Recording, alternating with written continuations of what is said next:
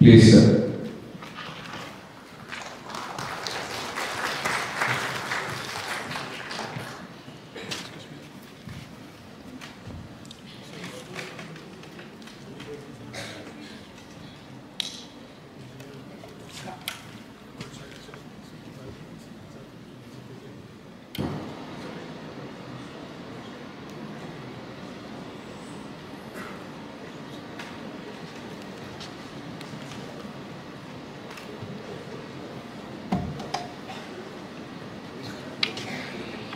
Sir, I guess.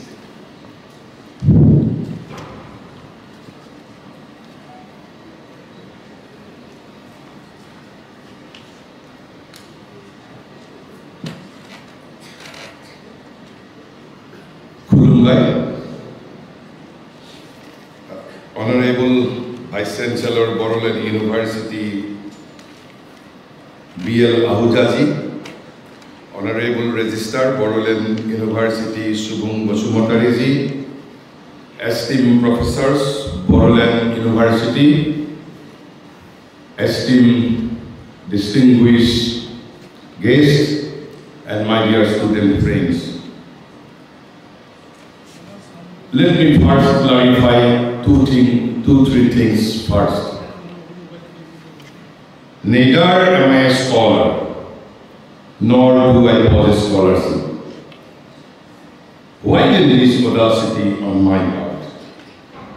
I have a sense of offering anything and everything at the lotus feet of the Supreme Divine Mother, and this sense of surrender is the sole source of my strength and audacity. Lecturing once, it was a tendency in my nature. It was a tendency in my nature since childhood almost. But now it has become almost an integral part of my sadhana, has become an integral part of my life. Whatever I will be speaking today, my entire lecture is based on the writings of Maharishi Sri Aurobindo.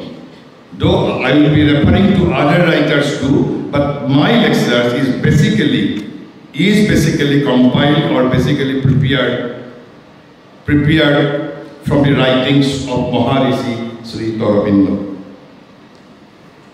But first, let me begin with a quote. Quote of Sri Aurobindo. And why? Because today is an auspicious day for two occasions. Today is an auspicious day for two occasions. One is auspicious personally to me, and one is personally to, and the other occasion is auspicious for all of us.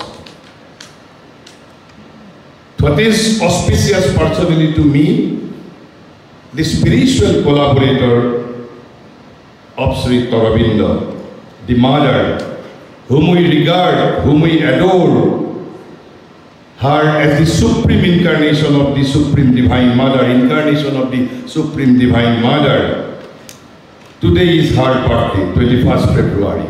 So today is the birthday of the Mother, and who is Mother? The spiritual collaborator of Sri Aurobindo, whom we adore as the incarnation of the Supreme Divine Mother.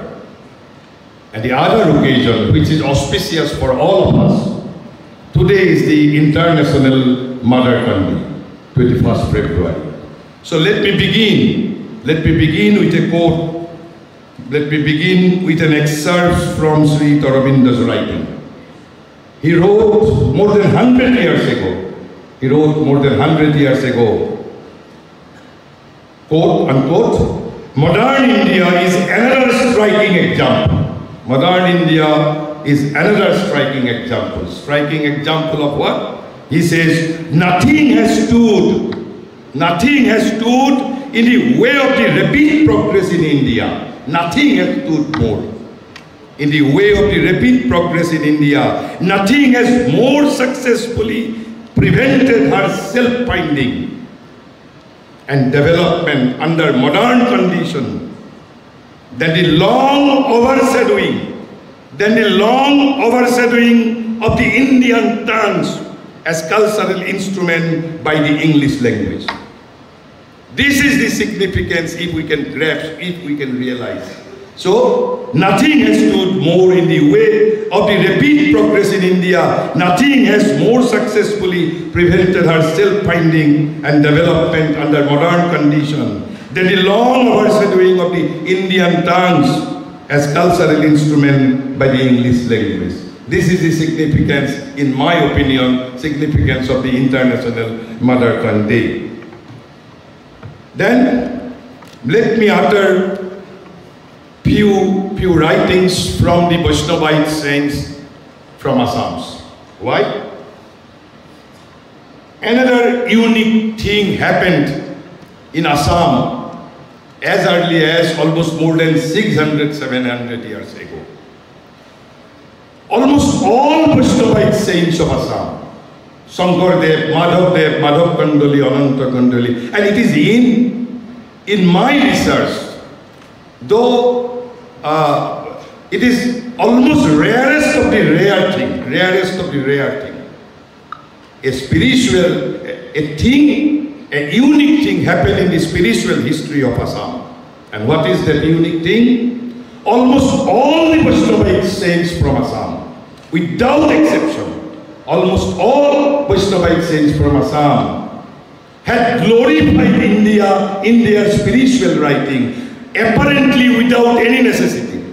Apparently without having any necessity, they glorified India in the pages of their creative writings, in the pages of their spiritual writings. Madhavdev said, Brahmadi deve bansiya napaye bharate tonur kaya. Bharate tonur kaya. Then Shankardev says, Devar bansoni noraleha itu payase bharata. Almost all. And I have the full accounts of their writings. I have the full accounts. Can it be without any significance? Yes, Purana glorifies India. But after Purana, it was all the Vaishnavite saints from Assam. Almost all means, let me mention their names.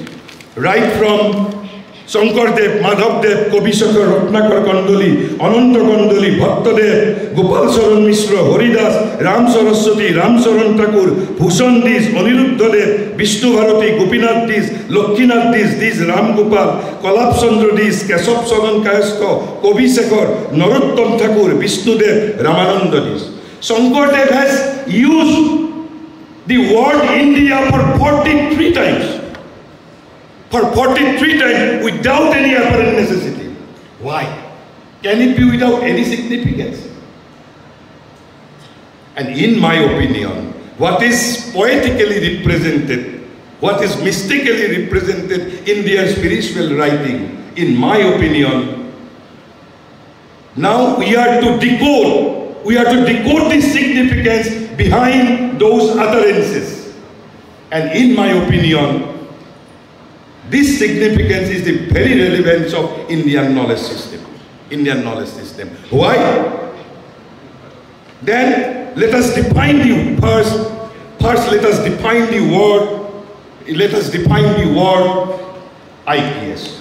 But before that, let me mention another thing.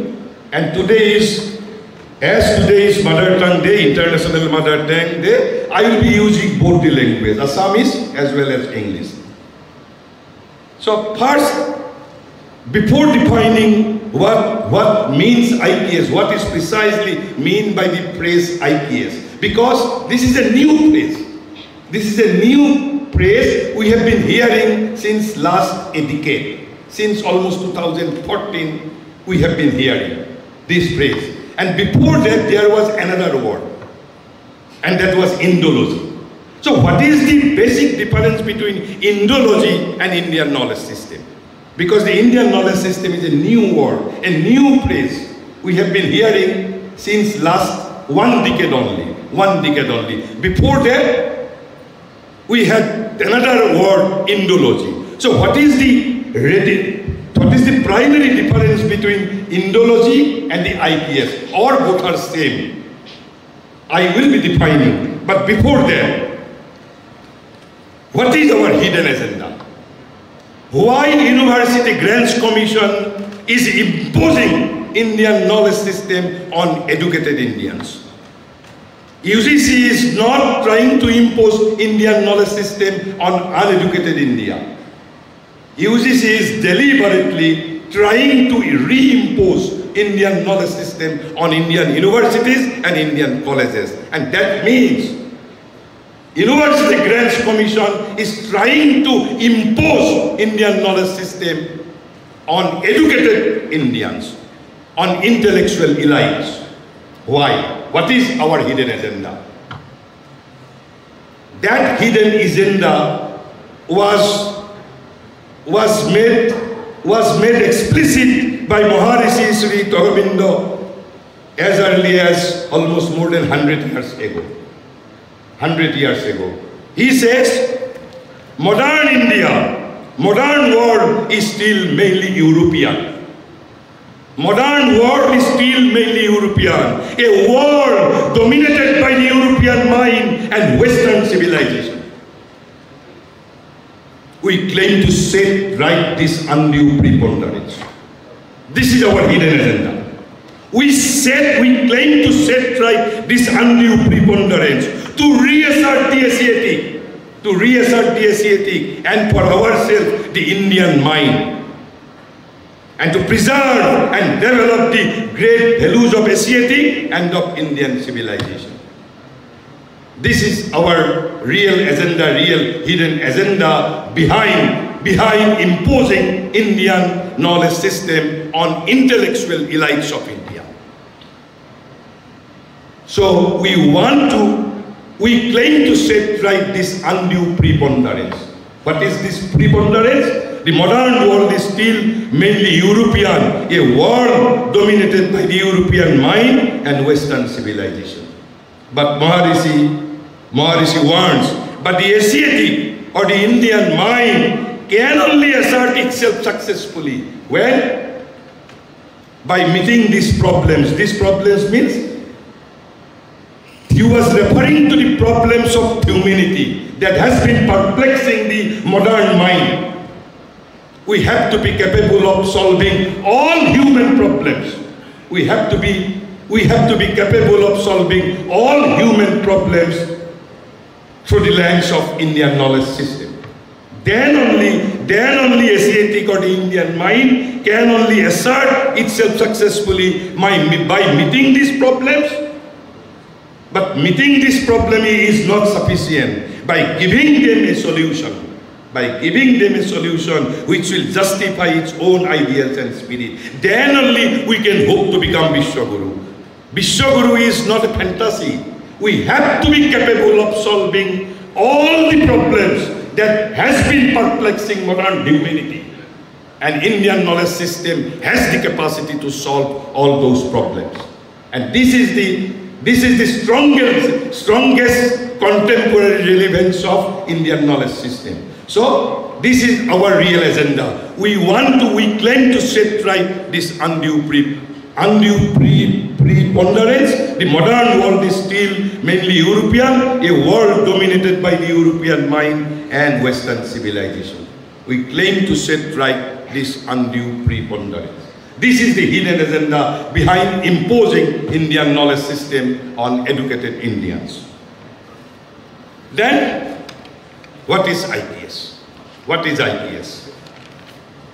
As I have already said, that IPS is an evolving subject, is an evolving phrase. We have been hearing since last 10 years only. So it is an evolving phrase. And it could be variously defined by variously authors. But one definition has moved me. And that definition is one-liner definition. One-liner definition on IPS. And it was given by three writers, B. Mahadevan, Binayak Rajat Bhat, and Nagendra Pabna Aren. They co-authored one book on IKS titled IKS Concept and Application. And there, they define IKS in a single sentence. And that definition, in my opinion, is the most comprehensive definition of IKS. Though it could be variously defined by various authors, as it is an evolving phrase. It is an evolving phrase. Evolving phrase. And what is that one-liner definition of IKS? These three writers say IKS is a generic phrase. IKS is a generic phrase that covers practically everything about India. That practically covers everything about India. Everything means everything. Its society, its polity, its science, its cosmology, its spirituality, its culture, its knowledge system, anything relating to India. Indian literature, Indian art, Indian architecture, Indian sculpture, Indian science, Indian cosmology. They say IKS is a generic phrase that covers practically everything about India. And this sentence, it seems to me, I think it is a very comprehensive and in my, though precise and concise, still in my opinion, it is the most comprehensive definition. So then IKS means or IKS covers practically everything about India. Why? If you are asked, why everything about India can be interpreted as India's knowledge system? What is the argument behind this thesis?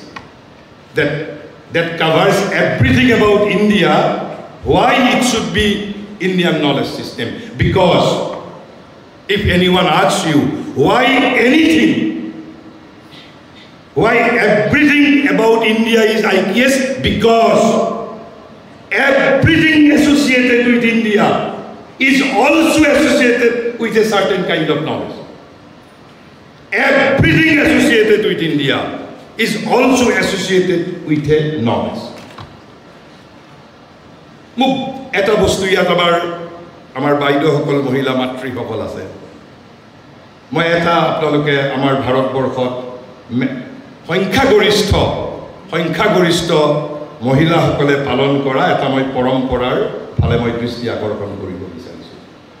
You may accept it, you may throw it away. That is up to your wisdom. মই এটা সাধাৰণ ভাৰতৰ এটা tradition, ভাৰতৰ এটা custom. আমাৰ যিসকল বিবাহিত মহিলা, ভাৰতবৰ্ষৰ বিবাহিত মহিলাই তেওঁলোকে মূৰত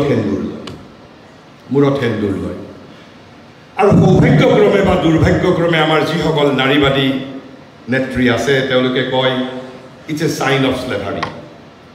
it's a sign off slavery, যে নিজৰ এয়া যেন মানে যে নিজৰ স্বামীসকলৰ প্ৰতি এটা দাসত্বৰ পৰিচয়, it's a sign off slavery.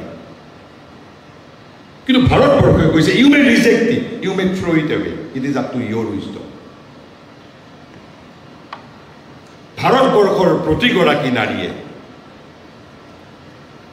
নিজৰ স্বামীৰ জৰিয়তে আচলতে কাক অন্বেষণ কৰিছে? হুম দে আৰ চিকিং? দে আৰ চিকিং দি জগতৰ প্ৰতি. প্ৰত্যেকে কৃষ্ণক বিচাৰিছে. অকল সেই 16,000 গোপিনী নহয়, অকল 16,000 গোপিনীয়ে কৃষ্ণক বিচাৰিছিল বা পৰৱৰ্তী যুগত মীৰাই কৃষ্ণক বিচাৰিছিল নহয়. According to Indian knowledge system, প্ৰত্যেকগৰাকী নাৰীয়ে through the symbol of their physical husband, they are after the lords of the universe. যদি গভীৰভাৱে অধ্যয়ন কৰে, মই সাধাৰণভাৱে কৈছোঁ, লগত মই এইও কৈছোঁ যে you may accept it, you may throw' it away. আৰু সেইবাবে যেতিয়া মহিলাসকলে সেন্দুৰ যেতিয়া পিন্ধে, এতিয়া কোনোবাই অকল মূৰত পিন্ধে, কোনোবাই কপালত লয়, কোনোবাই কণ্ঠনলীত লয়, কোনোবাই হাতত শাখাৰ মাজত লয়, কোনোবাই কাপোৰতো সেন্দুৰ লয়। লওঁতে মন্ত্ৰ যিটো মাতিব লাগে তেওঁ নিজৰ হাজবেণ্ডৰ নাম মাতিব নালাগে। কাৰ নাম মাতিব লাগে? যেতিয়া ইয়াত সেন্দুৰ লয় তেতিয়া মন্ত্ৰ মাতিব লাগে ওম কৃষ্ণায় নমঃ। যেতিয়া মূৰত সেন্দুৰ লয় তেতিয়া মন্ত্ৰ মাতিছিল আগতে ওম কেশৱায় নমঃ। যেতিয়া কণ্ঠত সেন্দুৰ লগাইছিল তেতিয়া মন্ত্ৰ মাতিছিল ওম গোবিন্দায় নমঃ। All referring to Krishna. আৰু যেতিয়া হাতত যেতিয়া সেন্দুৰ পিন্ধিছিল তেতিয়া মন্ত্ৰ মাতিছিল ওম মধুসূদনায় নমঃ। তাৰপিছত যেতিয়া কাপোৰত সেন্দুৰ লগাইছিল তেতিয়া তেওঁলোকে মন্ত্ৰ উচ্চাৰণ কৰিছিল ওম বাসুদেৱায় নমঃ। মই কৈছোঁ যে everything associated with India is also associated with a knowledge. You may accept it, you may throw it away. It's up to your wisdom. You are at full liberty. তাৰপিছত মই আৰু এটা কথাৰ প্ৰতি দৃষ্টি আকৰ্ষণ কৰিবলৈ বিচাৰিছোঁ। এই যে ভাৰতবৰ্ষত আমাৰ ক্ৰিটিকসকলে আমাক হাঁহে যে ভাৰতবৰ্ষত 12টা মাহত 13টা উৎসৱ, 13 festivals in 12 months। 13টা কিয়? প্ৰয়োজন হ'লে ভাৰতবৰ্ষত 13,000 উৎসৱ পালন কৰিব, 13,000 উৎসৱ পালন কৰিব। কিন্তু প্ৰত্যেকটো উৎসৱৰ বিহাইণ্ডত দেয়াৰ আৰ 4 থিংছ। কৰবাত এটাক প্ৰাধান্য দিছে, কৰবাত দুটাক প্ৰাধান্য দিছে, কৰবাত তিনিটাক প্ৰাধান্য দিছে। আৰু মইতো কিহৰ যুক্তি সাপেক্ষে কৈছোঁ that everything associated with India is also associated with a knowledge. And that is why IPS is a generic phrase that covers practically everything about India. There are 4 things. আপোনালোকে যেতিয়া গৱেষণা কৰিব ইণ্ডিয়ান নলেজ ছিষ্টেমৰ ওপৰত, knowledge ছিষ্টেমৰ বিষয়ে ইমান তাৰ ক্ষেত্ৰ আছে, almost it is infinite. কৈছে ভাৰতৰ একেবাৰে কন্যাকুমাৰীত পালন কৰা উৎসৱ হওক, অসমত পালন কৰা উৎসৱ হওক, নাগালেণ্ডত পালন কৰা উৎসৱ হওক, মেঘালয়ত পালন কৰা উৎসৱ হওক, কেৰালা, তামিলনাডু বা ৰাজস্থানত পালন কৰা উৎসৱ হওক, তাৰ ফৰ্ম বেলেগ বেলেগ, ভিন্ন ভিন্ন form beleg bhinna, but there are 4 things behind those festivals. And what are those 4 things? First one is Oikom, unity. Unity of whom? Unity of the society. Oikom. When we will go into the deeper level of our festivals, deeper level into the significance of our festival, we come across that the concept of Oikom is behind almost every religious or social festivals. Oikom, first thing is Oikom, unity. Second thing is Samurtham, power. Second thing is Samurtham, power. Third thing is Satantram, freedom. And the 4th thing is knowledge, Jnanam. So these 4 things are behind every festivals of India. Korbat etak gurutto dise, korbat dutak gurutto dise, korbat tinitak gurutto dise. Apuni ji kono utsobor apuni ekebare mormomulot goi gobekona korok, you will find either of these 4 things. Oikom, Satantram, Samurtham and Jnanam. Knowledge, power, unity and freedom. Why? Because these 4 are the very foundations of ideal society. You cannot build an ideal society without these 4 things. These 4 things are the very foundation of an ideal society, not an ordinary society. If you are committed to build an ideal society, you have to have these 4 things with you. Jnanam, Oikom, Satantram, and the Jnanam, Oikom, Satantram, and the Samurtham. Power, knowledge, unity, and freedom. আৰু এই কথা মই কোৱা নাই, মহাৰিষি শ্ৰী তৰবিন্দই কৈ থৈ গৈছে। তেনেহ'লে যদি if the phrase IPS covers practically everything about India, then it's a huge challenge to define IKS. Why? Why it's a huge challenge? Because for a nation with more than 5,000 years of recorded history, it could be even more than 5,000 years. For a nation with more than 5,000 years of recorded history, abundant cultural and archaeological artifacts, literature, social and community practices, defining what constitutes Indian knowledge is itself a huge challenge. Huge challenge. Our Bharatbharsh এখন কেবলমাত্র 1947 সনত জন্ম হোৱা এখন ৰাষ্ট্ৰ নহয়, এখন প্ৰাচীন ৰাষ্ট্ৰ। 5,000 বছৰতকৈ বেছি তাৰ লিখিত ইতিহাস আছে, more than 5,000 years of recorded history. তেনেহলে next প্ৰশ্ন আহিব, then what would be the ambit of IKS? Ambit of IKS. What would be the ambit of IKS? So literature, because IKS is a phrase that covers practically everything about India. So what it will cover, IKS? Literature, culture, social practices, historical evidence, and other such knowledge assets available in all Indian languages as well as in all Indian dialects. Not only these 14 modern Indian languages, all Indian dialects will have to be taken into consideration while defining IKS. Not only MILs, not only modern Indian languages, knowledge assets available in all Indian languages as well as in all Indian dialects.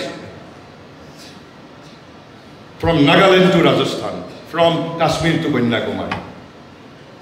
And whole geographical regions will all technically fall under the ambit of IKS. So whole this Akhanda Bharat, jitu amar Devakanta Boruai yat likhit hoi goisil ki uttore Uttungogiri, dokkhine Sagor, Hoto Nodi Pukure Bagore, Pare Pare Haje Bhange Koto Itiha. Amar tini phale ase Sagor, Bharatborkhor tini phale Sagor, aru ek phale Himalay Porbat. Whole entire geography will have to be taken into consideration. Nagaland, Kashmir, Kerala, Meghalaya, Arunachal, Lakshadweep, all geographical regions. India's literature, culture, social practices, historical evidence, and all knowledge assets available in all Indian languages as well as in all Indian dialects, and whole geography will have to be taken into consideration. Because IKS is a generic phrase that covers practically everything about India. Next, then what would be time dimension? Time dimension. The other aspect of the issue is the time dimension. Time dimension. Why time dimension? Because knowledge is continuously synthesized by any society. Knowledge is continuously synthesized by any society. Knowledge assets available in India from the prehistoric times to the current day. So knowledge assets from the prehistoric India to 21st February to 2025 will all qualify to be the part of IKS. From the prehistoric time to the current day, all will qualify to be part of IKS. That is to say, India's past, India's prehistoric past, India's present, even India's future will also be included in the time dimension of IKS. আৰু কেইভাবে মই কওঁ যে মোক অন্তত 5,000 জনম লাগিব IKSৰ বিষয়ে সম্পূৰ্ণৰূপে যদি মই জনাব বিচাৰো, at least I need 5,000 words. At least I need 5,000 words. আৰু 5,000 জনমত 1 ঘণ্টাৰ বক্তৃতাটো মই বাদেই দিছো। 5,000 জনম মই লাভ কৰিলেও মই ভাৰতীয় জ্ঞান পৰম্পৰাৰ বিষয়ে যে মই A to Z সকলো কলো। because it is infinite, almost infinite, almost infinite. We may conclude that arguably IKS can evoke different meanings to different stakeholders. That has to be also admitted. Because it is an evolving subject, evolving phrase, it could be defined variously by various authors. And the term IKS has three words in it. Three words in it. One is Indian, other one is knowledge, and the third one is system. I think system you know all. You all know what is called system. But the other two words, Indian and knowledge, I will briefly discuss about the word India. But I will skip the word knowledge because it's a full-fledged lecture. যদি কেতিয়াবা আনদিনা সময় পাওঁ তেতিয়া আমি নলেজৰ বিষয়ে কম কাৰণ নলেজৰ বিষয়ে ক'বলৈ যাওঁতে we have to discuss information, knowledge, wisdom. And again, knowledge in the profounder Indian sense of the Indian word jnana. Knowledge has to be defined, knowledge has to be explained in terms of the Indian word jnana. Because jnana and knowledge may not be similar thing. So I will skip today that knowledge portion. But I will be briefly discussing about the word India. Word India. But before that, what is the difference between IKS and Indology? IKS and Indology. Then what is Indology? IKS covers practically everything about India. India's past, present, future. India's all languages, all dialects, whole geography, past, present, future, even prehistoric past. So this is IKS. But then what is Indology? What is Bharat Tattva? Indology. Indology, also known as South Asian studies. The first difference.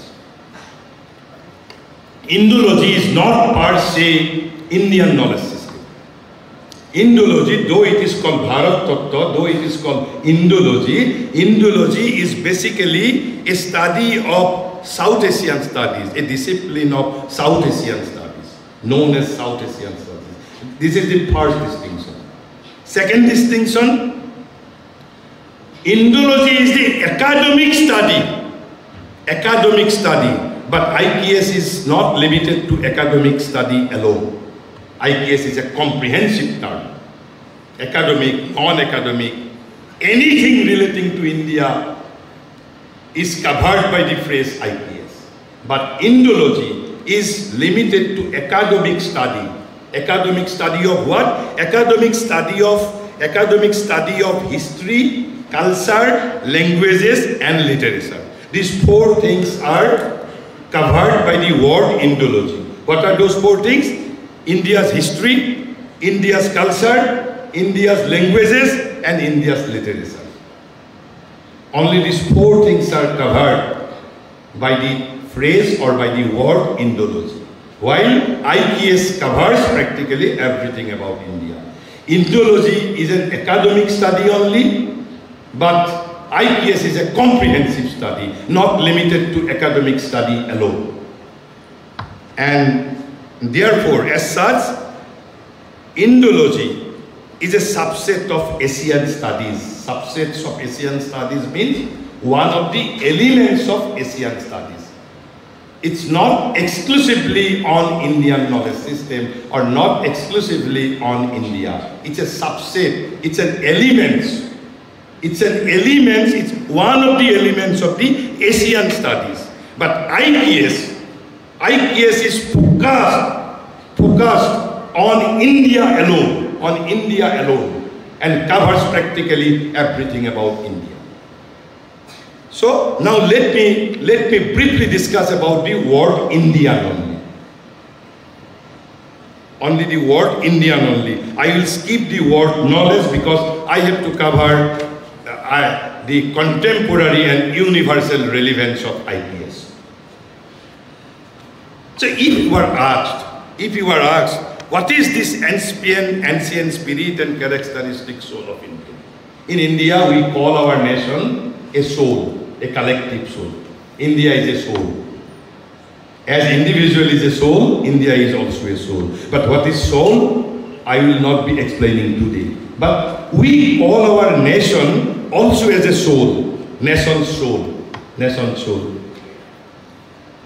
But what are the components of this characteristic soul of India? If you were asked, what are the elements?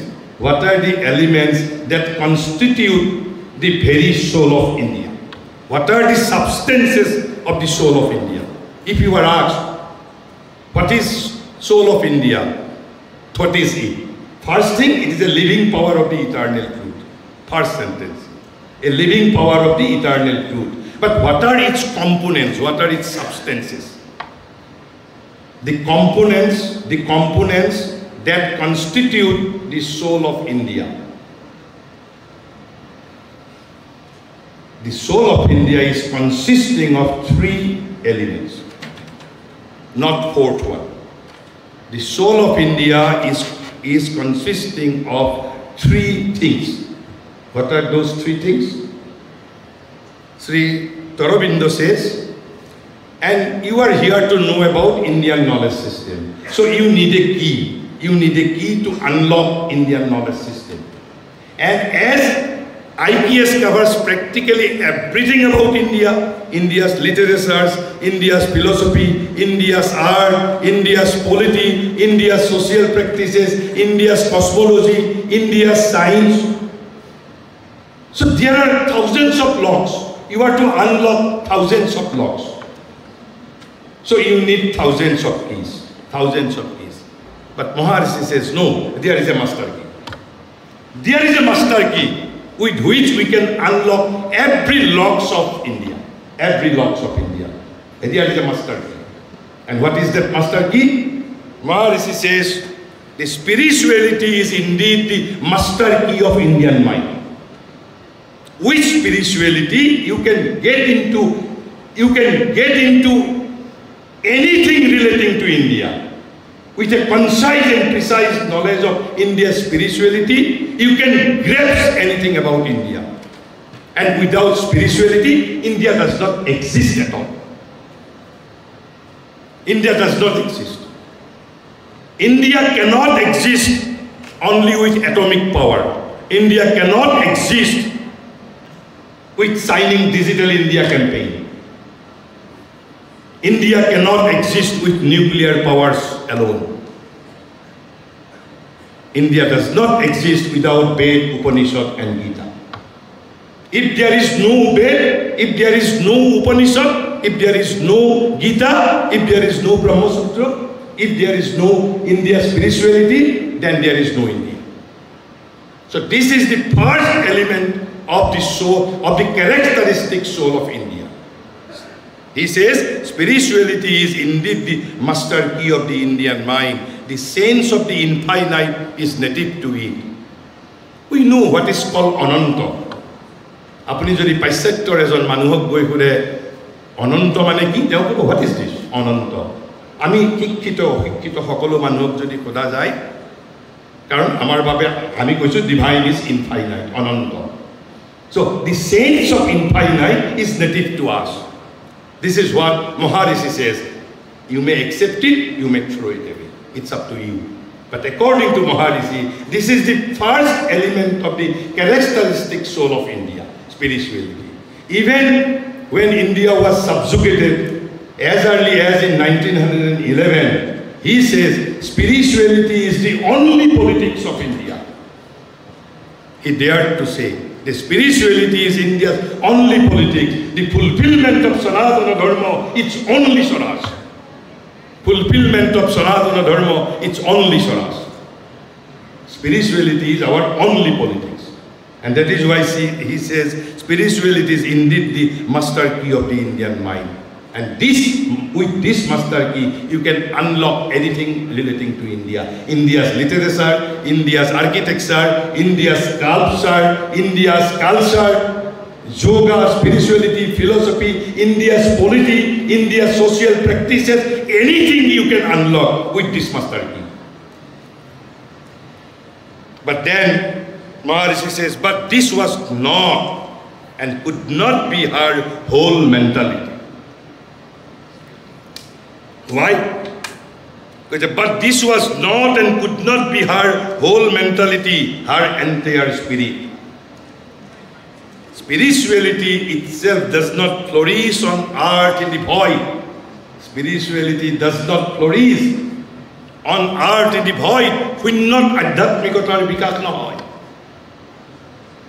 Tenole teo koise when we look at the past of India, when we look at the past of India, what strikes us next is a stupendous vitality. Stupendous vitality. What does it mean, vitality? Means creativity. Creative action. And that is to say stupendous vitality. Pran Shakti. Pran Shakti. Stupendous vitality. Her, and what is stupendous vitality? Her inexhaustible power of life and joy of life. The vitality means power of life and joy of life. First element, power of life and joy of life. Vitality means first element is power of life, second element is joy of life, and the third element, her almost unimaginably prolific creativeness. He used two adjectives in a single sentence. Unimaginably prolific creativeness. Unimaginably prolific creativeness. This is her second element that constitutes the soul of India. First one is spirituality, second one is vitality. And vitality means power of life, joy of life, as well as unimaginably prolific creativeness. আৰু মই যদি এই সৃজনশীলতাৰ হিসাব দিব লাগে তেনহলে মোক এটা পৰিপূৰ্ণৰূপে পৃথক বক্তৃতাৰ প্ৰয়োজন হ'ব যে ভাৰতে বিগত 5000 বছৰত কি সৃষ্টি কৰা নাই ভাৰতবৰ্ষই ফিলসফিৰ পৰা আৰম্ভ কৰি ডেমক্ৰেসি শাসন ব্যৱস্থা বিজ্ঞান দৰ্শন সাহিত্য মই সেইবোৰৰ আজি ব্যাখ্যা দিবলৈ নাযাওঁ কেৱল মাত্ৰ এটা সাধাৰণ ধাৰণা দিবলৈ গৈছো যে with reference to IPS what does mean by the word Indian তেনেহলে তাৰ পিছত কৈছে but this supreme spirituality and this prolific abundance of the energy and joy of life and creation do not make all that the spirit of India has been in its past. কেৱল মাত্ৰ এই দুটাও একমাত্ৰ নাছিল. There is a third power. And what is the third power? He says for the third power of the ancient Indian spirit was a strong intellectuality. It's a strong intellectuality. And what type of intellectuality? At once austere and rich. At once austere and rich, robust and minute, powerful and delicate, massive in principle and curious in detail. 4 adjectives he has given. He gives 4 adjectives. What type of strong intellectuality means? The intellectuality which is at once austere as well as rich. The intellectuality which is at once robust as well as minute, which is powerful as well as delicate, which is massive in principle and curious in detail. So the third power was intellectuality. So then Maharishi says, thus an ingrained and dominant spirituality, an inexhaustible vital creativeness and gust of life, and mediating between them a powerful, penetrating and scrupulous intelligence, combined of rational, ethical and aesthetic mind, each at a high intensity of action, created the harmony of the ancient Indian culture. Orthat uporot adhyatmikota, তলত জীৱনৰ আনন্দ এক তফুৰন্ত সৃজন ক্ষমতা আৰু এই দুটাৰ মাজত মধ্যস্থতা কোনে কৰিছিল মেডিয়েটিং বিটুইন দেম এ ষ্ট্ৰং ইন্টেলেকচুৱেলি গতিকে আমাক যদি কোনোবাই সোধে এই যে ভাৰতৰ আত্মা কি তিনিটা শক্তিৰ দ্বাৰা গঢ়ি উঠিছে এই তিনিটা শক্তি প্ৰথমটো হ'ল আধ্যাত্মিকতা দ্বিতীয়টো হ'ল সৃজনশীলতা আৰু তৃতীয়টো হ'ল বৌদ্ধিকতা ইন্টেলেকচুৱেলিটি আৰু এই ইন্টেলেকচুৱেলিটিৰ শ্ৰী তৰবিন্দই এটা হিচাপ দিছে এই যে আপোনালোক ইয়াত বিশ্ববিদ্যালয়ৰ ছাত্ৰ ভৱিষ্যতে অহা অন্তত 20-25 বছৰ আপোনালোকৰ বাবে গৱেষণাৰ বাবে আটাইতকৈ prolific area would be IPS would be your the most prolific areas. Shri তৰবিন্দই কৈছে তেওঁ কেৱল মাত্ৰ এটা হিচাপ দিছে কৈছে ইণ্টেলেকচুৱেলিটিৰ বেচিকনেছটো আনকি ভাৰতবৰ্ষত ডু ইউ নো হাতী কেনেকৈ পালন কৰিব লাগে সেই বিষয়েও এখন শাস্ত্ৰ আছে হাতী কেনেকৈ পালন কৰিব লাগে জীৱনৰ লগত জড়িত এটা বিষয়ও বাদ দিয়া নাছে শ্ৰী অৰবিন্দই কি কৈছে পুনৰ কৈছে the major mass of the intellectual production during the period from Ashoka well into the Mohammedan epoch is something truly prodigious. As can be seen at once if one studies the account which recent scholarship gives of it. And we must remember that the scholarship as yet only deals with a fraction of what is still lying extant.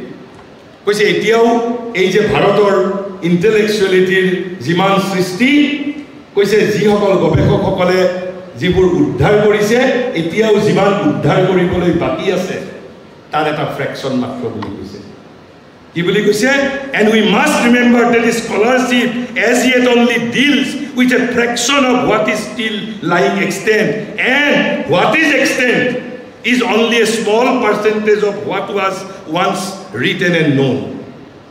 আৰু যিখিনি পৰি আছে এতিয়া উদ্ধাৰ কৰিবলৈ পৰি আছে সেইখিনি এসময়ত আমাৰ যিমান ভাণ্ডাৰ আছিল তাৰ এটা সাধাৰণ ভগ্নাংশ মাত্ৰ গতিকে ফিল্ড ইজ অলমোষ্ট ইনফাইনাইট এই যে ইণ্টেলেকচুৱেলিটি গতিকে আমি ইণ্ডিয়ান নলেজ চিষ্টেম বুলি কওঁতে date it covers practically everything about India. What does it mean? It covers spirituality, it covers vitality, it covers her stupendous intellectual.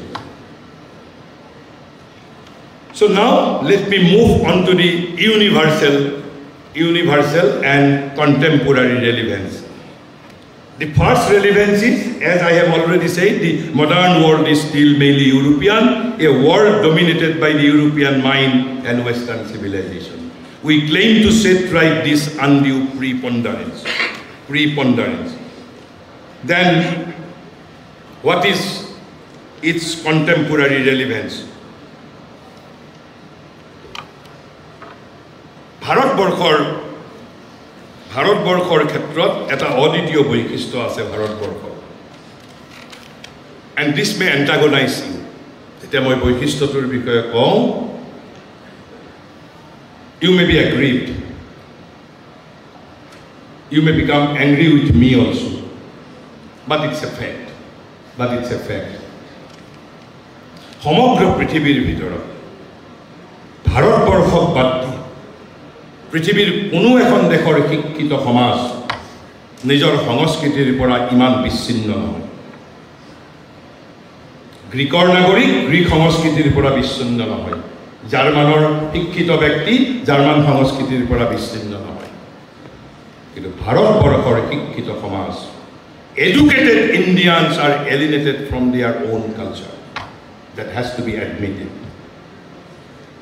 you may not accept it but it's a fact intellectual elites educated Indians are alienated from their own culture not the uneducated Indians and that is why University Grants Commission in my opinion deliberately trying to reimpose Indian knowledge system on the intellectual elites on the educated Indians why India's educated Indians are still alienated from their own culture not the uneducated India we are alienated from our own culture we know nothing about India and we do not bother to know about India why let me explain one of the greatest sages of post-independent India Ram Swarup he wrote an article which was published in Indian Express as early as in 1984 and I read it while I was a student of 12th standard in 1986 and from that period this article is in my heart is with me He says, when two cultures meet on unequal military terms, what is the example? As the Hindu culture made the West and earlier made Islam. We made Islam and subsequently we made British. We made West. And it gives rise to great problems of self-identity for the defeated party. And who was the defeated party? We lost the battle. That has to be admitted. We were defeated by the Islamic forces as well as by the diplomatic power of West. We succumbed, we lost the battle. After 500 years of heroic resistance, we finally lost to Islamic forces. After 500 years of heroic resistance. So, Ramswarup says it gives rise to great problems of self-identity for the defeated party. Who lost? India lost. India lost. Then he says, when India finally realized that she had lost in the military as well as diplomatic contest and that the British were supreme. Who found this? Who realized this? Not the uneducated Indians. Educated Indians realized this, that British were supreme. British were supreme. Then what happened? She was overwhelmed. She was overwhelmed means India's educated Indians overwhelmed and filled with a deep sense of inferiority. Is not it? আজিও 200 বছৰৰ এই গোলামীৰ ৰক্ত আমাৰ ৰন্দে ৰন্দে প্ৰবাহিত হৈছে কাৰণ আমি admit কৰোঁ বা নকৰোঁ ভাৰতবৰ্ষৰ শিক্ষিত মানুহৰ বাবে আমেৰিকা এতিয়াও আমাৰ বাবে স্বৰ্গপুৰী আমাৰ ল'ৰা ছোৱালীক আমি যদি ইংলেণ্ডত পঢ়ুৱাব পাৰোঁ আপোনালোকৰ বিশ্ববিদ্যালয়ত যদি এজন কেম্ব্ৰিজৰ পৰা প্ৰফেছৰ আহে হাৰ্ভাৰ্ডৰ পৰা প্ৰফেছৰ আহে ইয়াত হয়তো বহিবৰ এখনো চিট নাথাকিব বহিবলৈ চিট নাথাকিব Why? Because we were overwhelmed. We found British were supreme. We filled ourselves with a deep sense of inferiority. Deep sense of inferiority. And then Ramswarup explains under such circumstances, as it usually happens, other non-military forces came into play. What are those other non-military forces? Different people sought psychological rehabilitation in different ways. Some retired into their cell and became apathetic. Udakin hoi gol. Cell mane kholar bitorat, hamukor kholar bitorat jeneke komai jay, dekhot ji hoise hoi thakok. Une shakon korise korok, ji korise korok. Became apathetic and retired into their cell. But majority made the situation by self-repudiation and wholesale imitation. Not even retail imitation, wholesale imitation. আপোনালোক আচৰিত হ'ব আপোনালোকে ভাৰতৰ স্বাধীনতা আন্দোলনৰ ইতিহাস যদি অধ্যয়ন কৰে 19 শতিকাৰ শেষাৰ্ধত পশ্চিমবংগত এ মুভমেন্ট টুক প্লেস তাৰ নাম কি আছিল জানে ইয়ং ইণ্ডিয়া মুভমেন্ট তাৰ উদ্দেশ্য কি আছিল জানেনে এজন পরিপূর্ণ রূপত যাতে আমি কেনেকে ইংলিশ এজন ইংৰাজ হ'ব পাৰোঁ There was a planned movement, deliberate movement. যেনেকে আমাৰ বিভিন্ন আমাৰ আন্দোলন থাকে it was a very strong intellectual movement. Ultimately one illiterate Brahmin saved India and he was none other than Ramakrishna Paramahamsa. Without Ramakrishna, India could not have saved herself during 19th century. It was that illiterate Brahmin who saved India. One of the disciple of Maharishi Amal Kiran. His real name is K.D. Satna. K.D. Satna writes, from his spiritual personality, modern Indian nationalism was born. Not from the personality of Vivekananda, but from the strange personality of the illiterate Brahmin Ramakrishna Paramahamsa. That illiterate Brahmin produced intellectually robust Vivekananda. A young India movement-or kobal photot Bharat tetiai nikkek hoi goleben. Aru keibabe koise some retired into their cell and became apathetic. A majority made the situation by self-repudiation. We start rejecting ourselves. Self-repudiation and wholesale imitation. They disowned their nationhood and their culture and adopted the ways and attitudes of the victor, whom they regarded as their superiors. They saved their nationhood, they saved their self-respect through self-alienation. This is the politics of self-alienation. That's what Ramsarupe Tarpisat likise. This self-alienation was an important component of the intellectual ferment that followed the British conquest of India. It was very pervasive and attacked all strata of the society, particularly the intellectual elites. কিন্তু তাৰ মাজত আপোনালোকে এইটো প্ৰশ্ন কৰিব পাৰে যে শিক্ষিতসকলৰ সমানে সমানে আমিতো অশিক্ষিতসকলকো ভাৰতীয় সংস্কৃতিৰ পৰা বিচ্ছিন্ন হোৱা দেখিছোঁ হয় তাৰ বাবে উজগৰীয়া শিক্ষিত সমাজ মই কোৱা নাই গীতাই কৈ গৈছে আজিৰ পৰা 5000 বছৰ পূৰ্বে 3 নম্বৰ অধ্যায়ৰ 21 নম্বৰ শ্লোক মই শ্লোকৰ সংখ্যাটো কলো আপোনালোকে নিজে পঢ়ি চাব তাত অৰ্জুনক কৃষ্ণই কৈছে গোপাই তুমি যুদ্ধ কৰা অৰ্জুনে কৈছে কিয় যুদ্ধ কৰিব লাগে কৃষ্ণই কৈছে তুমি যুদ্ধ নকৰিলে তুমি সমাজৰ শ্ৰেষ্ঠ পুৰুষ you will be followed by others যেহেতু সমাজৰ শ্ৰেষ্ঠ সকল শিক্ষিত সকল ভাৰতীয় সংস্কৃতিৰ পৰা বিচ্ছিন্ন হৈছিল নিজৰ ৰাষ্ট্ৰীয়তাৰ পৰা বিচ্ছিন্ন হৈছিল তেখেতসকলক অনুসৰণ কৰিছিল অশিক্ষিত সমাজে আৰু সেইভাবে ৰামস্বৰূপে লিখিছে it was very pervasive and attacked all strata of the society particularly the intellectual elites. Tenole jodi muk apnaloke kode what is the contemporary relevance of India? We are aware of this intellectual alienation of our intellectual elites. We are aware. It is not that we are unaware. We are aware. India is aware of her educated Indians, of her educated child, that they are alienated from their own culture.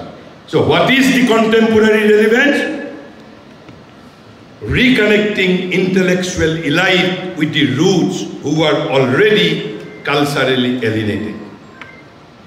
This is the first contemporary relevance from our point of view. We want to reconnect our educated Indians with the roots of India. They are already culturally, intellectually alienated. Aru keibabe Bharatborkhor manuhe etiao jodi Cambridgeor Bishwabiddyalay ki koise Cambridgeot konobai jodi pori aise ami etiao gorbo anubhob koru karon 200 bosoror golamir rokto etiao amar ronde ronde probahito hoi ase that has to be admitted. Tenole tar pisot aru eta karon je contemporary relevanceor ভিতৰত মই কবলৈ বিচাৰিছো contemporary relevance কিন্তু ইয়াত এটা আমি কিয় যে ভাৰতীয় জ্ঞান পৰম্পৰাৰ হাতত এই শক্তি আছে নেকি যে আমি আমাৰ ইন্টেলেকচুৱেল ইলাইট সকলক উভতাই আনিব পাৰিম we can bring back our intellectual elite with the power of Indian knowledge system. মহাৰিষিয়ে তেতিয়া কৈছে মহাৰিষিয়ে তেওঁৰ আন এটা লেখাত কৈছে মহাৰিষিয়ে আন এটা লেখাত তেওঁ কৈছে কি কৈছে তেওঁ কৈছে তেওঁটো ৰামস্বৰূপতকো ষ্ট্ৰং ৱৰ্ড ব্যৱহাৰ কৰিছে ৰামস্বৰূপেটো লিখিছিল she was overwhelmed. মহাৰিষিয়ে লিখিছে our educated Indians are hypnotized by the glamour of European culture. Hypnotized by the glamour of European culture. What he says?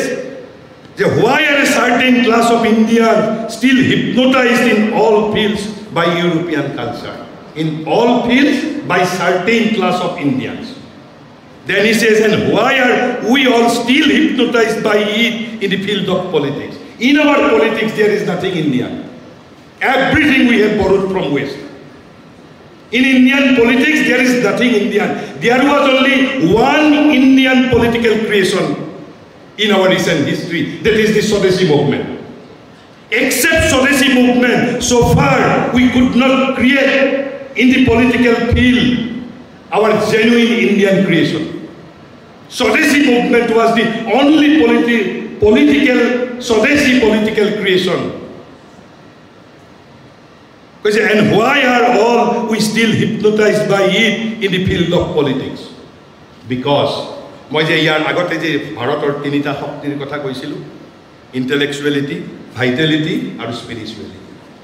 When there is decline in these three things, then there is decadence of India. When there is decline, when there is app movement, যেটো আমি ভাটা বুলি কওঁ, যেতিয়া ভাৰতৰ এই তিনিটা শক্তিত ভাটা পৰে, when you will be noticing declining movement in respect of these three elements, then there is decadence of India. আৰু যেতিয়াই এই তিনিটা শক্তি ভাৰতত বিকশিত হৈছে, তেতিয়াই ভাৰতে নৱজন্ম লাভ কৰিছে। আৰু যেতিয়া আমি ব্ৰিটিছৰ হাতত পৰাজিত হৈছিলোঁ, যেতিয়া আমি ইছলামিক শক্তিৰ হাতত পৰাজিত হৈছিলোঁ, তেতিয়া আমাৰ অধঃপতনৰ সময় আছিল। এই যে আমাৰ সৃষ্টিশীলতা তেতিয়া নাছিল। কিয় শিক্ষিত সমাজ হিপনোটাইজ হৈছিল? শ্ৰী অৰবিন্দই ব্যাখ্যা দিছে, কৈছে because they constantly saw, they means our educated Indians, they constantly saw all the power, creation, activity on the side of Europe, and all the immobility or weakness of a static, inefficient defense on the side of India. Why? That was the time of our decadence. And decadence means India's spirituality, India's intellectuality, India's vitality, এই তিনিটা বস্তুত ভাটা পৰিছিল। তেতিয়া জোৱাৰে দেখা দিয়া নাই। There was no tide movement. There was ebbing movement, ebb movement. There was declining trend in these three powers. আমাৰ অধঃপতন হৈছিল। আৰু সেইভাবে ভাৰতৰ শিক্ষিত সমাজে all they saw on the side of India, all the immobility or weakness of a static, inefficient defense. And what we saw on the side of Europe, all the power, creation, activity on the side of Europe. That is why our intellectual elites got hypnotized by the glamour of European culture. That is necessary. But Dan Maharishi says, but no one feels the weight of the religious assault from Europe. Now means he wrote this piece of writings in the second decades of the 20th century. Second decade of the 20th century. Then situation was changed. He says that no one now means towards the end of second decades of 20th century, that no one now feels the weight of the religious assault from Europe, which was very powerful at the outset. Why? Because the creative activities of the Hindu revival have made Indian religion a living, evolving, a secure, triumphant and self-assertive power. But what is the proof? What is the proof? Then Maharishi says the seal was put by two events. দুটা ঘটনাই ভাৰতবৰ্ষৰ 1000 বছৰৰ নিৰুৎসাহ নোহোৱা কৰি দিছিল। মাত্ৰ দুটা ঘটনাই। আৰু সেই দুটা ঘটনা কি? কৈছে but the seal was put to this world by two events. One was the Theosophical movement. কিন্তু eventually Theosophical movement failed. মই আজি সেই বিষয়ে ব্যাখ্যা নকৰো, কিন্তু but at the outset Theosophical movement-এ সেই সময়ত ভাৰতীয় জাতিৰ হতোৎসাহ নোহোৱা কৰিছিল। কিয়? আপোনালোকে Theosophical movement-ৰ বিষয়ে আলোচনা কৰিবলৈ প্ৰয়াস কৰিব। Because Theosophical movement was developed on the basis of Indian knowledge system. কিন্তু eventually it failed. কিয় fail হৈছিল? তেওঁলোকৰ মাজত ইনএফিচিয়েন্সি আছিল, তেওঁলোকৰ মাজত ভুল আছিল, সেই বিষয়ে আজি আমি ব্যাখ্যা নকৰো। কিন্তু মূল কথাটো হ'ল যে but the seal was put to this work by two events, this Theosophical movement, and the other one was the appearance of Swami Vivekananda at Chicago. একমাত্ৰ এই ঘটনাটোৱে ভাৰতবৰ্ষৰ ইতিহাস ঘূৰাই দিছিল আপোনালোকে আচৰিত হ'ব এখন মিটিঙৰ ভাষণে ইয়েছ যদি কোনোবাই গৱেষণা কৰিব বিচাৰে সেই সময়ৰ বাতৰি কাকত এতিয়াও মজুত আছে কিয় কৈছে এই দুটা ঘটনাই কিয় কৈছে দি seal was put by two events why মই আকৌ you have to refer to India's three powers spirituality vitality and intellectuality so Maharishi says for these two things showed the spiritual ideas for which India stands no longer on their defensive. India stands no longer on their defensive but aggressive and embedding the materialized mentality of the Occident.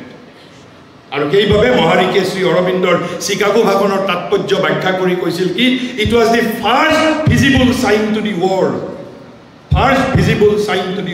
The going forth of Vivekananda was the first visible sign to the world. Visible sign of what? Sri Aurobindo says India was away not only to survive but to conquer. এই যে চিকাগোত বিবেকানন্দৰ ভাষণৰ তাৎপৰ্য হ'ল ভাৰতীয় জাতি আৰু কেৱল মাত্ৰ জীয়াই থাকিবৰ বাবে জাগি উঠা নাই জয় কৰিবৰ বাবে জাগি উঠিছে আৰু সেইভাবে লিখিছে for which India stands no longer on their defensive but aggressive and embedding the materialized mentality of the Occident. And that is why we are trying to reimpose Indian knowledge system on educated Indians so that we can bring back them. So that we can reconnect them with their own culture. That is the strongest relevance from our point of view. Then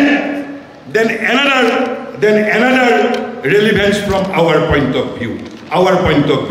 And what was that point? Sri Aurobindo says in his magnum opus on Indian culture, the foundations of Indian culture, he says that about a law of graduality of the spiritual advance of humanity. কৈছে সামাজিক বিবৰ্তনৰ তিনিটা stage আছে কি তিনিটা stage আছে কৈছে the first stage is the period of conflict and competition আৰু এইটো যুগত কি হয় প্ৰত্যেকটো জাতিয়ে ইটো জাতিৰ লগত সংঘৰ্ষ কৰে কাজিয়া কৰে আৰু অতীতত ভাৰত সমগ্ৰ পৃথিৱীৰ ইতিহাসত আপোনালোকে দেখিবলৈ পাইছে গিয়া ইটো জাতিয়ে সিটো জাতিৰ লগত কাজিয়া কৰিছে কৈছে the first stage is the period of conflict and competition which has been ever dominant in the past and still overshadows the present of mankind. Why still overshadows the mankind of present of mankind? Because for even the crudest forms of material conflict are mitigated, the conflict itself still survives.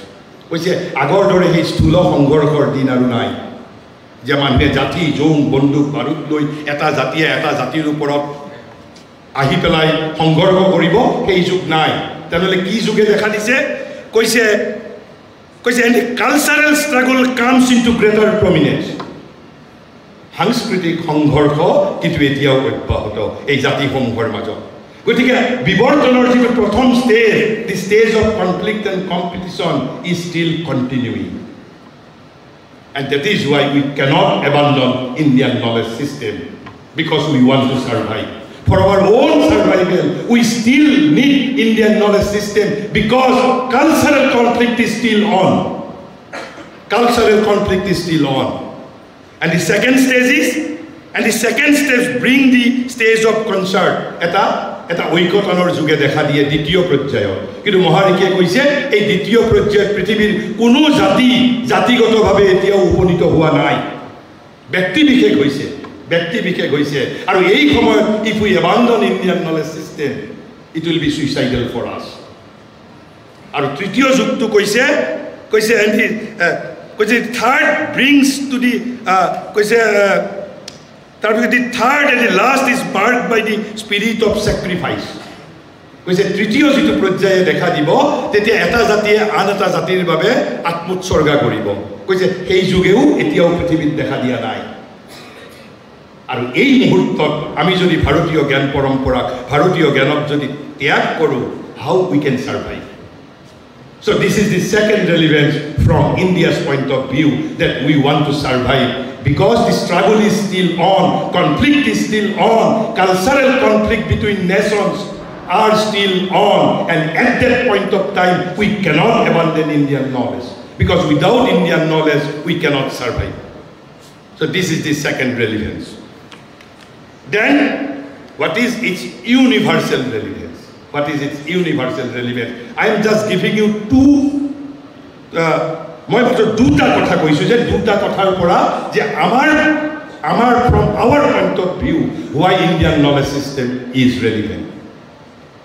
We want to reconnect our educated Indians with the roots as well as we want to survive. And why? Because the cultural struggles are still on. And at this point of time, we cannot abandon our weapon. And our weapon is Indian knowledge is our weapon. And so we want to survive, and that is why we cannot abandon our weapon, and weapon means our Indian knowledge. So then from the point of view of the whole universe, why Indian knowledge system is relevant? Why? Because India of the ages is not dead. Jug Jugantarar Bharat etiao mrito nohoy. India of the ages is not dead, nor has she spoken her last creative word. Ekebare Maharike their magnum opus Indian culture last page of likhise. Last page of likhit hoi goise. Koise India of the ages is not dead, nor has she spoken her last creative word. She lives. India of the ages, she lives and has still something to do for herself as well as for the human people. আমি সমগ্ৰ পৃথিৱীৰ বাবে আমাৰ যেনেকে নিজৰ বাবে কৰিবলগীয়া আছে, তেনেকে সমগ্ৰ পৃথিৱীৰ বাবে কৰিবলগীয়া আছে। বিবেকানন্দই শেষত কি কৈ কৈছিল জানে? Who is considered to be the strongest nationalist? কৈছে truth is my God, the universe my country. পৃথিৱীৰ আন দেশত কোনোবাই ক'ব পাৰিছে? Aristotle, Plato, Socrates, I challenge. আমাৰ ভাৰতবৰ্ষই যি ধৰণে ক'ব পাৰিছে শ্ৰীনন্ত বিশ্বে অমৃতাস্য পুত্ৰ, যেনেকৈ ভাৰতবৰ্ষই ক'ব পাৰিছে বসুধৈৱ কুটুম্বকম, যেনেকৈ ভাৰতবৰ্ষই ক'ব পাৰিছে মাতা ভূমি পুত্ৰ অহম পৃথিৱী। মোক দেখাই দিয়ক, মাত্ৰ এজন মণিকীক দেখাই দিয়ক ভাৰতৰ বাহিৰত যিজনে সমগ্ৰ পৃথিৱীক আলিংগন কৰিব পাৰিছে। মোক এজন মাত্ৰ দেখাই দিয়ক। বিবেকানন্দই কৈ গৈছে, who is considered to be the strong nationalist, কৈছে truth is my God, universe my country, because India wants to be বিশ্বগুৰু। আৰু বিশ্বগুৰুৰ অৰ্থ কি আমি সেইটোও কম, কিন্তু কৈছে she lives and still something to do for herself and the human people. আমাৰ এতিয়াও পৃথিৱীৰ বাবে আৰু আমাৰ নিজৰ বাবে কৰিবলগীয়া কাম বাকী আছে। Evolution is not completed. Amar koribologia baki ase. So this is the relevance from the whole world's point of view. We want to solve all problems of the humanity that have been perplexing the humanity since long. So this is one point of universal relevance. Then let me say few things about the mission of India's nationalism. Yes, we need Indian knowledge system for the triumph of Indian nationalism. But what is the mission of India's nationalism? মই আপোনালোকৰ যিসকল ৰাজনৈতিক বিজ্ঞানৰ ইয়াত অধ্যাপক আছে, মই আপোনালোকৰ পৰা জানিব বিচাৰিছোঁ, আপোনালোকৰ ৰাজনৈতিক অধ্যয়নৰ সিলেবাছত মিছন অফ নেশ্যনেলিজিম নামক কিবা জানো পাঠ্যক্ৰম আছে? If you are asked what is the mission of nationalism, if you are asked what is the mission of nationalism, for India's nationalism is not a political concept, it is something else. Maharishi says, when we were subjugated, আমি যেতিয়া পরাধীন আছিলো, যেতিয়া আমাৰ বাবে স্বাধীনতা আটাইতকৈ প্ৰিয় আছিল এই সময়ত মহাৰিষিয়ে লিখিছিল কি জানে to recover Indian thought to recover Indian thought, to recover Indian character, to recover Indian perception, to recover Indian energy, to recover Indian greatness. Why? Why we have to recover Indian energy? Why we have to recover Indian thought? Why we have to recover Indian character? Why? If you were asked, why we want to recover? Then Maharishi says, to solve the problems that perplex the world. We want to recover Indian thought, not for ourselves alone. We want to solve the problems that has perplexed world. That is why we want to recover Indian thought, Indian character, Indian perception, Indian energy, Indian knowledge. But we want to solve the problems that perplex the world in an Indian spirit. Why? Because with Western spirit, we cannot hope to solve. Because this is mandate. This is divine mandate on us. We can only hope to solve the world's problem. Only in an Indian spirit. Because with Western spirit, we cannot hope to solve. So Maharishi says, and to solve the problems that perplex the world in an Indian spirit and from the Indian standpoint. In our view, is the mission of nationalism. So if you were asked, what is the mission of nationalism? Recovering Indian thought, recovering Indian character, recovering Indian perception, recovering Indian energy, recovering Indian greatness. Why? We want to solve the problems that has perplexed the world, but we want to solve in an Indian spirit and from Indian standpoint. And that is why we need Indian knowledge system. And this is the second universal relevance of Indian knowledge system. We are not imposing Indian knowledge system only for ourselves, not only for our survival, but to solve the problems that has perplexed the humanity at large. So, we are imposing Indian knowledge system for the triumph of India's nationalism. But what is the meaning of mission of India's nationalism? Solving the problems of humanity in an Indian spirit and from Indian standpoint. And without Indian knowledge, we cannot hope to do so. We cannot hope to do so. Then let me, final statement. Sri Aurobindo, you have perhaps heard about the Pandit Nehru's lecture, which was delivered at the midnight of 15th August 1947, Tries with Destiny. But you are not aware of perhaps 6 hours earlier, Maharishi's message was broadcast by Tiruchirappalli radio station in the evening of 14th August 1947.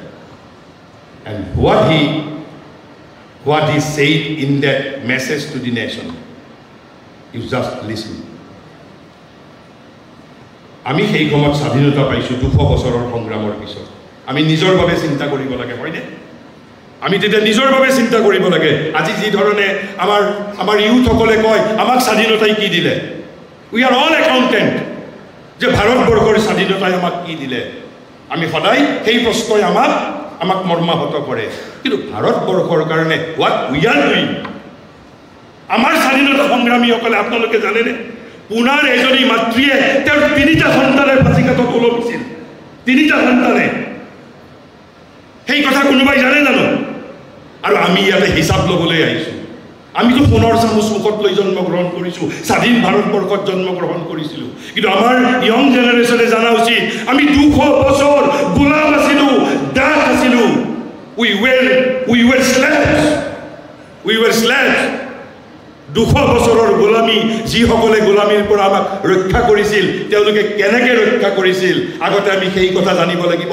তাৰ পিছত হিচাপ ল'ব লাগিব যে ভাৰতৰ স্বাধীনতাই আমাক কি দিছে। আৰু মহাৰিষিয়ে 14 আগষ্টত কি কথা কৈছিল শুনক। কৈছে, for I have always held and said that India was arising Why India was arising?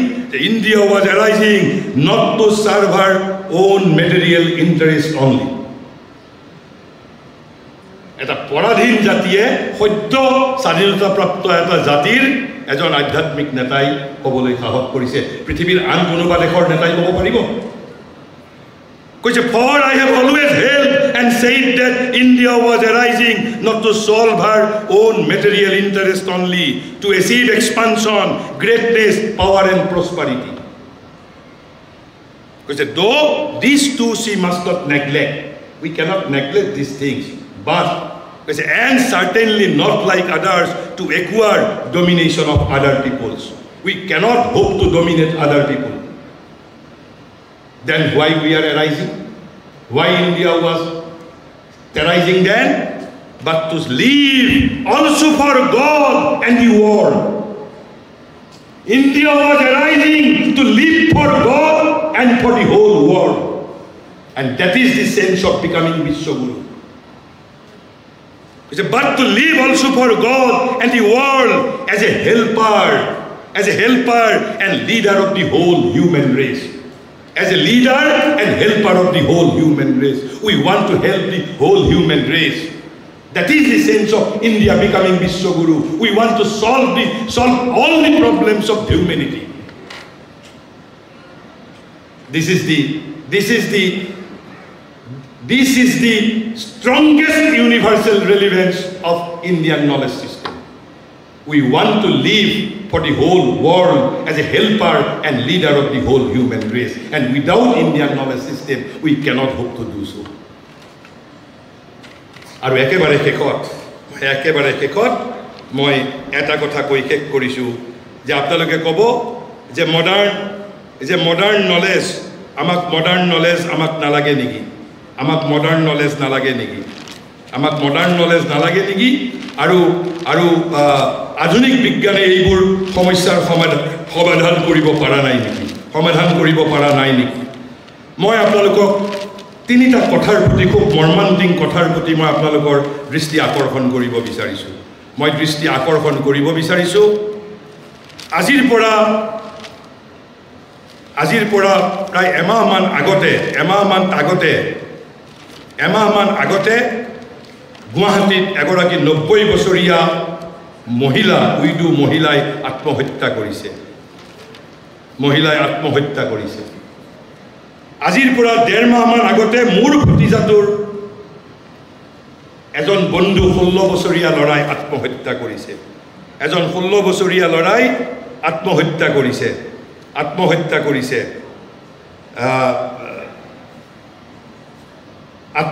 কৰিছে আজিৰ পৰা 2 বছৰ আগত অসমৰ বৰাক ভেলীত এগৰাকী শ্ৰমজীৱী মহিলাৰ 12 বছৰীয়া এজন ল'ৰাই আত্মহত্যা কৰিছে কিয় আধুনিক যুগতটো আমি পশ্চিমীয়া জ্ঞান প্ৰণালীৰ দ্বাৰা শিক্ষিত হৈছোঁ আমিতো মংগলক চাং পাতিবৰ বাবে দুঃসাহস কৰিছোঁ যে পৃথিৱীত আৰু মানুহ নাথাকে ক'ত থাকিব মংগল গ্ৰহত থাকিব মই বিজ্ঞানীসকলক শুভেচ্ছা দিছোঁ তোমালোকে মংগলত থাকা বৃহস্পতিত থাকা কিন্তু মোক তোমালোকে এখন এনেকুৱা পৃথিৱী দিয়া য'ত 90 বছৰীয়া মহিলাই আত্মহত্যা কৰিব নালাগিব য'ত 12 বছৰীয়া ল'ৰাই আত্মহত্যা কৰিব নালাগিব য'ত 16 বছৰীয়া ল'ৰাই আত্মহত্যা কৰিব নালাগিব মই বিজ্ঞানক প্ৰত্যাহ্বান জনাইছোঁ এই সমস্যাৰ সমাধান বিজ্ঞানে কৰিব পাৰিব বিজ্ঞানে এতিয়ালৈকে আমাৰ কি সমস্যাৰ সমাধান কৰিছে আমাৰ কেৱল স্থূল জীৱনটোক আমাৰ যিটো material life has been uplifted কিন্তু আমাৰ মানুহৰ কোনো সমস্যাৰ সমাধান কৰিব পৰা নাই এইভাবে মহাৰিষিয়ে লিখিছে কৈছে what is humanity's continual quest আমি কি বিচাৰিছো আসলতে এই যে আমি জাতীয়তাবাদ কৰিছো সমাজবাদ কৰিছো অৰ্থনীতি ৰাজনীতি সমাজনীতি সংস্কৃতি মহাৰিষিয়ে কৈছে a goal of life we are after a goal of life a practice of perfection and a rational yet binding law of conduct. These three are the continual quest of humanity. What are those three things? We want a goal of life. Second, we want a practice of perfection. And the third thing, we want a conduct, but that conduct should be rational as well as binding. And Tarbishot Maharike koise, and in none of these demands is modern science able to satisfy humanity. In none of these demands. Bigyan has miserably failed to provide us a goal of life. Science has miserably failed to provide us a practice of perfection. Science has also miserably failed to provide us a rational yet binding law of conduct. Then India claims, because what science could not provide, India offers. You may not accept it. You may throw it away. But India has at least offered. Which is Brahman for the goal of life. This is the ultimate goal of life.